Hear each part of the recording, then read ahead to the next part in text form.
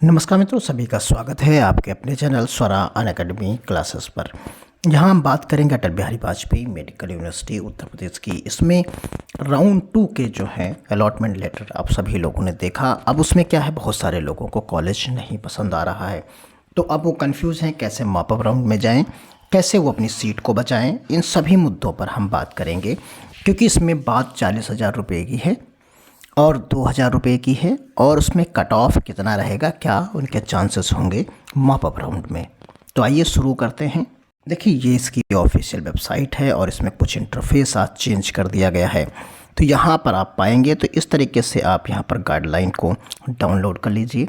उसमें proper way में देखिए, यहाँ पर जब आप नीचे की तरफ आएंगे तो यहाँ आपको मिलेगा, क्योंकि ये 24 तारीख को ख़त्म हो रही है और 26 तारीख से यानी मात्र एक दिन बाद ये यहाँ पर शुरू हो रही है। तो यहाँ जो 26 तारीख से काउंसलिंग ये शुरू होगी मॉपअप राउंड की, ये इसकी मुख्य बातों को आप समझ लीजिए। तो मॉपअप राउंड को समझने से पहले आपको समझना होगा राउंड 2 को। तो राउंड 2 में आपको करना क्या है। देखिए, राउंड 2 में यहाँ पर आपको 2 ऑप्शंस दिए गए हैं। 2 ऑप्शंस में से आपको एक ऑप्शन को चुनना है। देखिए, यहाँ पर 2 ऑप्शंस हैं। अब आपके सामने हैं 2 ऑप्शंस, एक एक्सेप्ट अलॉटेड सीट है और एक डेक्लाइन है। अब इनमें से आप क्या करें। सबसे पहला सवाल है कि दोनों में से क्या करें। अगर आपको कॉलेज पसंद है और आप मॉपअप राउंड में नहीं जाना चाहते हैं, तो आप जो है एक्सेप्ट करिए सीट को और कॉलेज चले जाइए, कोई दिक्कत नहीं।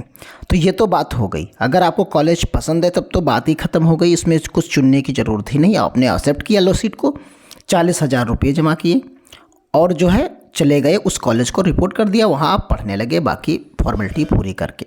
तो ये बात हो गई इधर की। अब इसको छोड़ देते हैं। अब बात करते हैं जो लोग कंफ्यूज हैं कि उन्हें कॉलेज लेना चाहिए कि नहीं लेना चाहिए।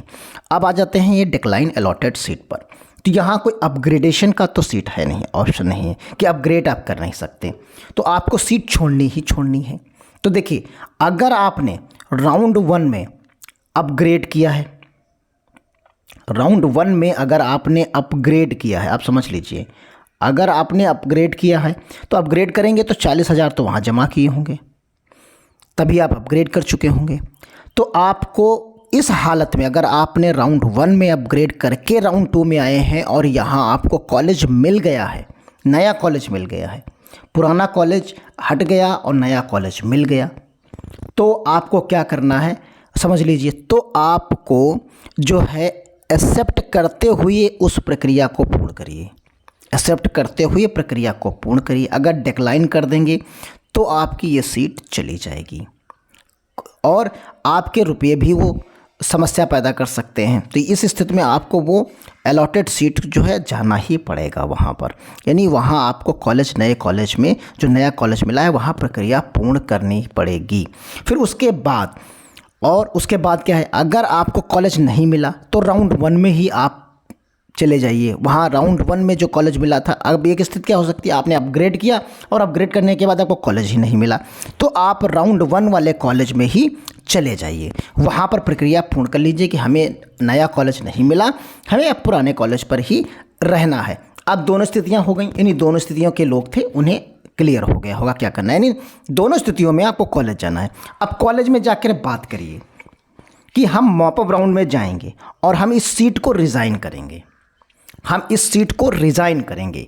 अब वहाँ आपको बताना है कि अगर आपको नहीं पसंद है, अगर आपको नहीं पसंद है कॉलेज, तो आपको प्रक्रिया तो पूर्ण ही करनी पड़ेगी और आप कॉलेज चले जाइए। कॉलेज जाकर वहाँ बात करिए कि मुझे ये रिज़ाइन करना होगा जब मॉपअप राउंड शुरू होगा, तब उससे पहले, यानी तो रिज़ाइन करने के लिए आप वहाँ पर चले जाइए। तब रिज़ाइन जब आप करेंगे तो आपके 40,000 रुपये जो हैं नहीं जाएंगे, ये आपके बरकरार रहेंगे। ये 40,000 रुपये नहीं जाएंगे, कहीं नहीं जाएंगे, और आपके केवल वो 5500 रुपये जो आपने दिए थे, यानी 5,000 और 500, ये आपके जब्त हो जाएंगे, ये आपके जब्त हो जाएंगे, ये आपके जब्त हो जाएंगे, ये आपके बचे रहेंगे 40,000 रुपये। अगर आप, ये तो बात ख़त्म हो गई। अभी उसको दिखाते हैं कहाँ लिखा हुआ है। यहाँ पर डेडलाइन, अगर आपको राउंड 1 में भी नहीं मिली, यानी राउंड 1 में भी नहीं मिली, मान लीजिए आपको राउंड 1 में भी नहीं मिली, राउंड 1 में भी नहीं मिली और राउंड 2 में भी नहीं मिली, तो आप राउंड 2 में भी नहीं मिली तो बात ही ख़त्म हो गई, सीधा मॉपअप राउंड में चले जाइए। और अगर आपको राउंड 1 में नहीं मिली, राउंड 1 में नहीं मिली और राउंड 2 में जो है मिल गई, तो अगर आपको वो कॉलेज नहीं पसंद है तो आप इसको डिक्लाइन कर दीजिए और आगे बढ़ जाइए। अब इस स्थिति में भी आपके ये 5500 रुपये चले जाएंगे, यानी आपके ये चले जाएंगे और कोई आपको झंझट नहीं होगा। यानी आप कोई भी कंडीशन अप्लाई करिए, कोई भी, चाहे इसको लेकर जाइए फिर रिज़ाइन करिए, तब भी आपके 5500 चले जाएंगे, और अगर आप डिक्लाइन करते हैं तब भी ये 5500 चले जाएंगे, यानी दोनों हालत में 5500 रुपये चले जाएंगे। अब आइए दूसरी बात करते हैं 2000 रुपये की। तो 2000 रुपये आपके जो हैं यहाँ पर, जो 2000 रुपये हैं वो आपको हर राउंड में देने हैं, चाहे राउंड 1 में जाएंगे तब भी देने होंगे, राउंड 2 में जाएंगे तब भी देने होंगे। क्लियर? यानी जितने राउंड में जाएंगे तो ये एडमिनिस्ट्रेटिव फीस आपको हर बार देनी है। क्लियर? समझ गए होंगे। अब देखिए मॉपअप राउंड की बात कर लेते हैं, कहाँ कहाँ जो हमने बताया वो लिखा कहाँ कहाँ है उसे आप समझ लीजिए। देखिए मॉपअप राउंड में वो सारे कैंडिडेट्स जो है आ सकते हैं जिन्होंने अभी तक कोई भी काउंसलिंग नहीं कराई। फिर उसके बाद वो सभी कैंडिडेट पार्टिसिपेट कर सकते हैं जिन्होंने राउंड 1 और राउंड 2 में seat have not be allotted, यानी उन्हें कोई भी सीट अलॉट नहीं की गई, तो नहीं हुई तो वो भी पार्टिसिपेट कर सकते हैं। और इस स्थिति में जो यहाँ पर स्थिति दी गई है सेकंड राउंड में, तो यहाँ पर उन्हें क्योंकि उन्होंने 5000 रुपये जमा किए थे, उन्हें कोई भी फीस नहीं जमा करनी होगी, उन्हें सिर्फ ये 500 जमा करने होंगे, यानी 5000 उनके बचे रहेंगे इस वाले पर्टिकुलर कॉलम में। अगर उन्हें कोई सीट अलॉट नहीं हुई उस हिसाब में 5000 रुपये उनके बचे रहते हैं, वो कहीं नहीं जाते। अब आइए, all candidate who have completed admission process 1, 2 can be also participate in mop up round. अगर वो मॉपअप राउंड में पार्टिसिपेट करना चाहते हैं तो उन्हें अपने देयर को अलॉटेड सीट्स के जो है रजिस्ट्रेशन करने से पहले उन्हें क्या करना है, have not be claim any previously allotted seat और सिक्योरिटी फीस, यानी उन्हें अपनी सिक्योरिटी फीस भी जब्त करानी पड़ेगी। जिन्होंने राउंड 1 और राउंड 2 में पार्टिसिपेट किया, उन्हें सीट मिल गई और उन्हें प्रक्रिया पूर्ण की है, तो उन्हें अगर करना है तो उन्हें रिज़ाइन करना पड़ेगा और उन्हें अपने इस 5000 रुपये से जो है हाथ धोना पड़ेगा, यानी 5000 रुपये उनके चले जाएंगे। अगर उन्हें राउंड 1 और राउंड 2 में किसी भी तरीके से सीट अलॉट हो गई तो 5000 रुपये जाएंगे और उन्हें सीट रिज़ाइन करनी पड़ेगी जाके कॉलेज में, लेकिन 40,000 रुपये नहीं जाएंगे। ये क्लियर है, आप समझ लीजिए। यहाँ पर all candidate who participate in allotted seat in round 1 and round 2 are not eligible. अगर वो रिज़ाइन नहीं करते हैं तो वो पार्टिसिपेट नहीं कर सकते। क्लियर? अब प्रक्रिया क्या करना है, सभी को रजिस्ट्रेशन करना है, 500 रुपये देने ही देने हैं, किसी प्रकार की दिक्कत नहीं, उन्हें वो सब कुछ करना है। अब यहाँ आ जाइए, जिन लोगों ने यहाँ पर देखिए क्लियर लिखा हुआ है 500 रुपये सबको देना है, फिर 5000 रुपये किसे देना है किसे नहीं देना। देखिए both fees are deposited in single. अब following step candidate who have not participated in round 1 and round 2 तो उन्हें देना है, लेकिन जिन्होंने राउंड 1 और राउंड 2 में पार्टिसिपेट किया है और डिपॉजिट फीस करना है उन्हें, तो कौन नहीं कर सकता, किसे नहीं करना है, जिन्हें कोई भी सीट अलॉट नहीं हुई। अगर अलॉट हुई है तब भी उन्हें करना पड़ेगा। क्लियर? आप समझ गए होंगे। और अब नीचे आ जाइए, यहाँ सबसे मुख्य बात यहाँ मिलेगी। अब जब आपको सीट अलॉट हो जाएगी तो क्या करना है, यहाँ पर एक्सेप्ट करना होगा, डिक्लाइन करना होगा। अब यहाँ पर आइए, all candidate who have allocated seat in exercise option 1, option 1 में तो करेंगे तो मैंडेटरी है, आपको 40,000 रुपये तो देने ही पड़ते हैं, आप सभी लोग जानते ही हैं 40,000 रुपये देने हैं।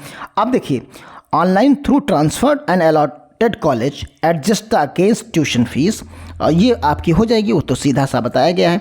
अगर कहा कि completion the counselling fee candidate who have already deposit 40,000 रुपये in round 1 and round 2 are not required deposit, यानी अगर उन्होंने राउंड 1 और राउंड 2 में कहीं पर भी डिपॉजिट की है 40,000 रुपये, फिर वो रिज़ाइन करके आए हैं मॉपअप राउंड, क्योंकि मॉपअप राउंड में तभी आ सकते हैं जब वो रिज़ाइन करेंगे, तो रिज़ाइन करके आप कहीं आए हैं किसी भी राउंड से मॉपअप राउंड में, तो उन्हें 40,000 रुपये रीडिपॉजिट करने की ज़रूरत नहीं है। यहाँ साफ साफ लिखा हुआ है, candidate who have already deposit in round 40,000 rupees in round 1 and round 2 are not required to redeposit, यानी उन्हें 40,000 रुपये रीडिपॉजिट नहीं करना होगा। After depositing the seat confirmation fees candidate are required to re in person allocated college admission process date and time specific schedule पर उन्हें जाना होगा, ये मॉपअप राउंड में। अब यहाँ जाइए 2000 रुपये की बात करते हैं। देखिए, रिपोर्टिंग कॉलेज में आपको क्या करना होता है, administrative fees of the 2000 rupees in a college adjust against the his total fee in case the candidate leaves change the allotted college. अगर वो लीव करता, छोड़ता है, चेंज करता है, तो further round counselling administrative fees 2000 rupees will be जो है फोर्टफाइड बाय द कॉलेज, यानी वो उसे की जब्त कर ली जाएगी, यानी उसे अगले को राउंड में फिर से 2000 रुपये देने पड़ेंगे।